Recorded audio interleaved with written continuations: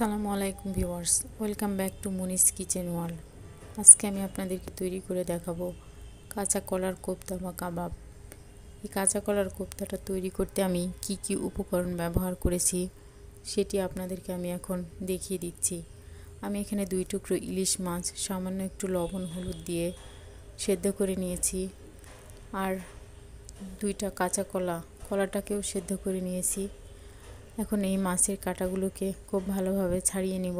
আপনারা চাইলে যে কোনো মাছই নিতে পারেন।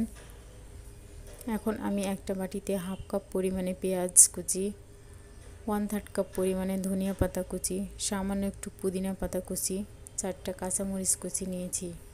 পুদিনা পাতার ফ্লেভারটা অনেক স্ট্রং হয়, এটা অল্প পরিমাণে নেওয়ার চেষ্টা করবেন। আর নিয়ে নিলাম স্বাদ মতো লবণ, 1 চামচ পরিমাণে আদা রসুন বাটা, আর নিয়ে নিয়েছি সামান্য পরিমাণে হলুদ আর মরিচের গুঁড়া।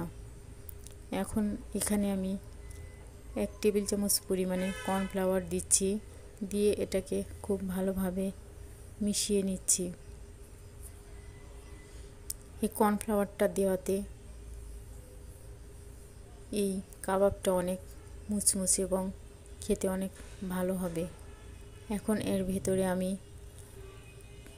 কলা আর মাছগুলোকে দিয়ে আবারও খুব ভালোভাবে এটাকে মিশিয়ে নিচ্ছি।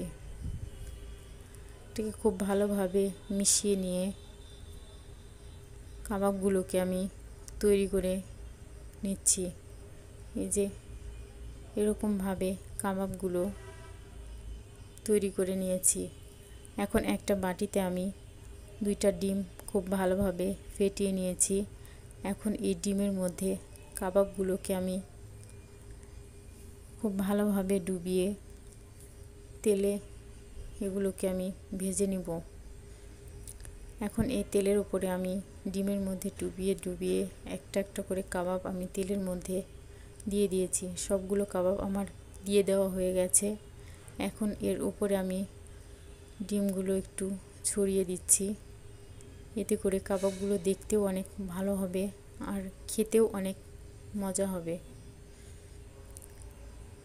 এখন এক পাশটা সামান্য হয়ে আসলে এই কাবাবগুলোকে আমি উল্টে পাল্টে ভেজে নিচ্ছি। এই যে দেখুন এগুলো কতটা সুন্দর হয়েছে।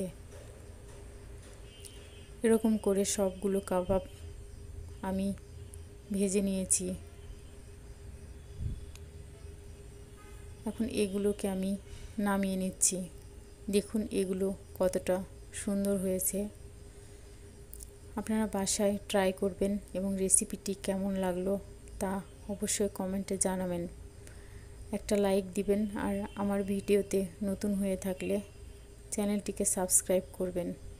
সবাই ভালো থাকবেন।